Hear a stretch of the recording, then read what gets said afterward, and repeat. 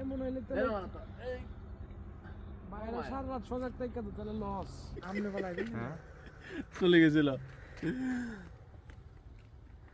এই যে রস দেখা যা আহা হা হা এই অরিজিনাল রস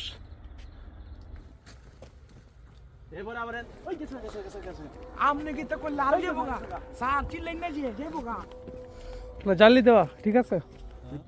আল্লাহর বান্দা এখন গাছে উঠে যাচ্ছে খেজুরের গাছে কত কষ্ট করে দেখেন খেজুরের রস নামাই এই রস যে নামাইতে যায় তারও রস ছুড়ে যে কালেকশনে আসে তারও রস ছুড়ে যায়